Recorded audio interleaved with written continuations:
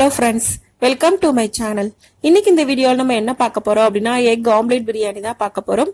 நம்ம எப்பவுமே முட்டையை வேக வச்சு பிரியாணி பண்ணுவோம். அப்படி இல்லாம ஆம்லேட் போட்டுட்டு இந்த மெத்தட்ல பிரியாணி பண்ணி பாருங்க. டேஸ்ட் ரொம்ப ரொம்ப நல்லா இருக்கும், வித்தியாசமாவும் இருக்கும். வாங்க இந்த எக் ஆம்லேட் பிரியாணி எப்படி பண்றதுன்னு வீடியோல பார்க்கலாம். அதுக்கு நான் இன்னைக்கு ஒரு 2 கப் அளவுக்கு பாஸ்மதி அரிசி எடுத்திருக்கேன். அதை முதல்ல தண்ணியில ஊற வச்சுக்கலாம். ஒரு 15 நிமிஷம் போல ஊற வச்சா போதும். அடுத்ததா பிரியாணி பண்றதுக்கு நான் 6 முட்டை எடுத்திருக்கேன். அது ஓட எல்லாத்தையும் ரிமூவ் பண்ணி நம்ம எடுத்து வச்சுக்கலாம்.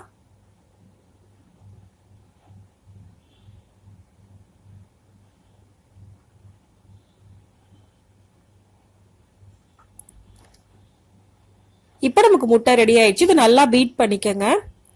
எல்லோ ஒயிட்டும் நல்லா மிக்ஸ் ஆகணும். அந்த அளவுக்கு நல்லா இதை பீட் பண்ணணும். ஒரு 2ல இருந்து 3 நிமிஷத்துக்கு நல்லா பீட் பண்ணிக்கங்க.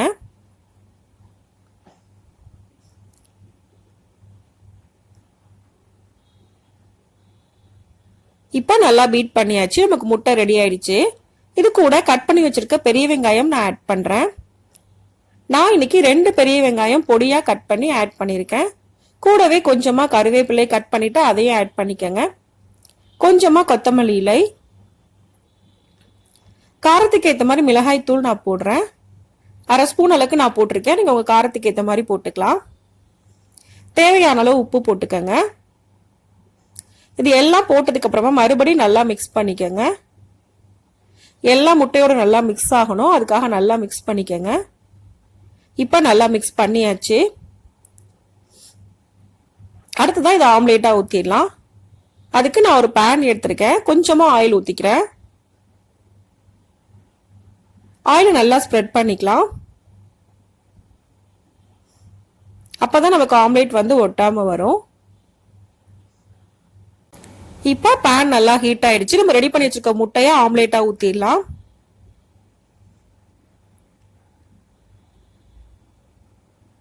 நம்ம தோசை கல்ல ஊத்துறதுக்கு பதிலாக இந்த மாதிரி பேன்ல ஊத்தும் போது நமக்கு நல்லா மொத்தமா ஆம்லேட் கிடைக்கும். இப்ப இதை மூடி வச்சு 2ல இருந்து 3 நிமிஷத்துக்கு நல்லா குக் பண்ணிக்கங்க.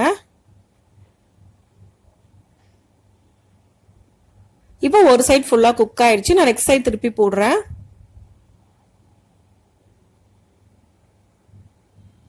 இந்த பக்கமும் நல்லா வெந்ததுக்கு அப்புறமா இதை நம்ம எடுத்துடலாம்.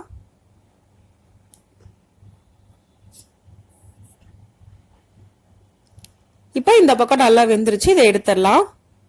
எடுத்துட்டு நல்லா ஆற வச்சுக்கலாம். இதை ஆறினதுக்கு அப்புறமா நம்ம இதை கட் பண்ணி எடுத்துக்கலாம். இப்ப நான் ஒரு மிக்ஸி ஜார் எடுத்து இஞ்சி பூண்டு பேஸ்ட் ரெடி பண்றேன். அதுக்கு 2 பச்சை மிளகாய் நான் ஆட் பண்றேன். ஒரு 10 பல் அளவுக்கு பூண்டு அதையும் ஆட் பண்ணிக்கங்க. 2 துண்டு இஞ்சி போடுறேன். கொஞ்சமா கொத்தமல்லி இலை, கொஞ்சமா புதினா இலை போட்டுக்கங்க. இது எல்லாத்தையும் சேர்த்துட்டு நல்லா அரைச்சிக்கலாம். நல்ல பேஸ்ட் மாதிரி அரைக்கணும்னு அவசியம் இல்லை, இந்த மாதிரி அரைச்சா போதும்.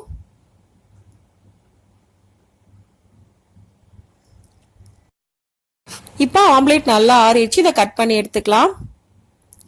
நான் இன்னைக்கு ஸ்கொயர் ஷேப்ல கட் பண்றேன். நீங்க விருப்பத்துக்கு ஏற்ற மாதிரி கட் பண்ணி எடுத்துக்கங்க.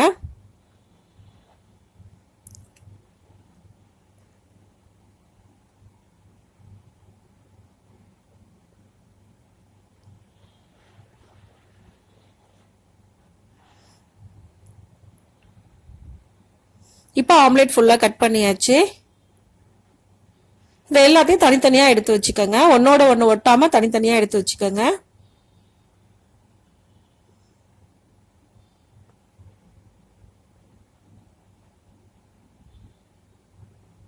இப்போ நான் எல்லாத்தையும் தனித்தனியா எடுத்து வச்சுட்டு நமக்கு ஆம்லேட் ரெடி ஆயிடுச்சு.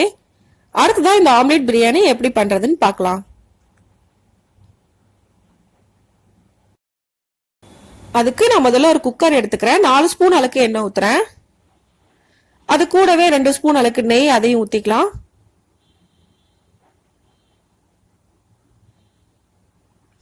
இது ரெண்டும் நல்லா ஹீட் ஆகணும். இப்ப நல்லா ஹீட் ஆயிடுச்சு. மசாலா பொருட்கள்லாம் ஆட் பண்ணிடலாம். நான் இன்னைக்கு 2 ஏலக்காய், 4 கிராம்பு, 2 பீஸ் பட்டை, 1 ஸ்டார் சீட், 2 பிரியாணி இலை, 1 ஸ்பூன் அளவுக்கு சோம்பு, இது எல்லாத்தையும் ஆட் பண்ணிருக்கேன்.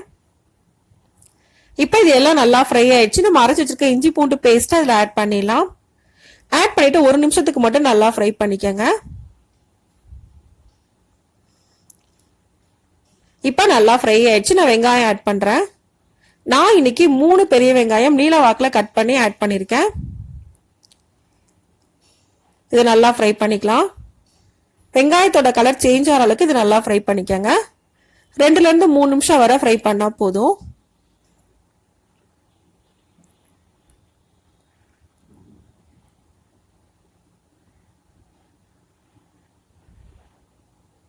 இப்போ நல்லா ஃப்ரை ஆயிடுச்சு. இந்த அளவுக்கு ஃப்ரை ஆனா போதும். இந்த ஸ்டேஜ்ல நம்ம தக்காளி ஆட் பண்ணிடலாம். நான் இன்னைக்கு 3 தக்காளி பெரிய பீஸா கட் பண்ணி ஆட் பண்ணிருக்கேன். நல்லா ஒரு தடவை மிக்ஸ் பண்ணிக்கோங்க.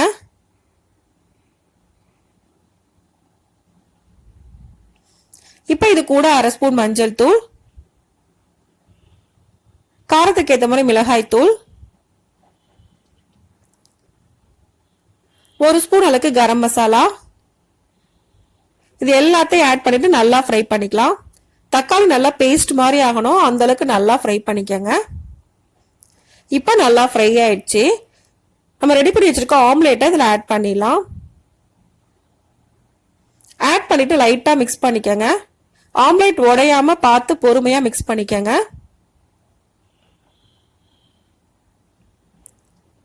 கீழ இருந்து மேல லைட்டா மிக்ஸ் பண்ணா போதும். இப்ப நம்ம அரிசி எடுத்துருக்க அளவுக்கு தேவையான அளவுக்கு தண்ணி ஊத்திக்கலாம். நான் இன்னைக்கு 2 கப் அளவுக்கு பாஸ்மதி அரிசி எடுத்திருக்கேன். அதுக்கு நான் 3 கப் அளவுக்கு தண்ணி ஊத்துறேன். ஒரு 1/2 எலுமிச்சம்பழம் அதோட சாறையும் பிழிஞ்சு விட்டுக்கலாம்.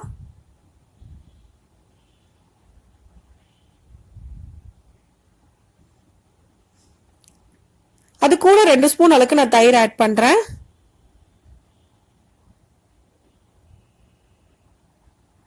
தேவையான அளவுக்கு உப்பு போட்டுக்கலாம். இது எல்லாம் ஆட் பண்ணிட்டு லைட்டா ஒரு தடவை மிக்ஸ் பண்ணிக்கோங்க. தயிர் லெமன் எல்லாம் நல்லா மிக்ஸ் ஆகணும். இப்போ இது நல்லா கொதிச்சதுக்கு அப்புறமா நம்ம அரிசி ஆட் பண்ணிடலாம். இப்போ தண்ணி கொதிக்க ஆரம்பிச்சிச்சு. நம்ம அரிசி ஆட் பண்ணிடலாம். நம்ம ஊற வச்சு வச்சிருந்த பாஸ்மதி அரிசியை தண்ணி எல்லாத்தையும் வடிச்சிட்டு ஆட் பண்ணிக்கோங்க. மேல நான் கொஞ்சமா கொத்தமல்லியிலே ஆட் பண்றேன். லைட்டா மட்டும் பிரஸ் பண்ணி விட்டுக்கோங்க. ரொம்ப கிண்டணும் அப்படின்னா அரிசி உடைஞ்சிரும். இப்ப இதை மூடி வச்சு 2 விசிலுக்கு மீடியம் ஃப்ளேம்ல நம்ம குக் பண்ணி எடுத்துக்கலாம்.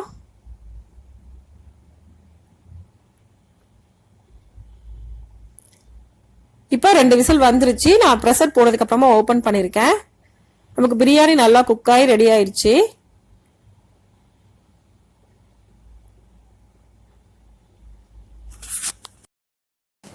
இப்போ நமக்கு எக் ஆம்லேட் பிரியாணி ரெடி ஆயிடுச்சு. இந்த பிரியாணியை இதே மெத்தட்ல நீங்க செய்யும் போது டேஸ்ட் ரொம்ப ரொம்ப நல்லா இருக்கும். ரொம்ப ரொம்ப ஈஸியாவும் நம்ம ரெடி பண்ணிடலாம். தேவையான பொருட்களும் ரொம்பவே குறைவுதான். இந்த பிரியாணியை இதே மெத்தட்ல நீங்களும் செஞ்சு பாருங்க. இந்த வீடியோ உங்களுக்கு பிடிச்சிருந்தா லைக் பண்ணுங்க, ஷேர் பண்ணுங்க, கமெண்ட் பண்ணுங்க. மறக்காம சேனலை சப்ஸ்கிரைப் பண்ணுங்க. தேங்க்ஸ் ஃபார் வாட்சிங்.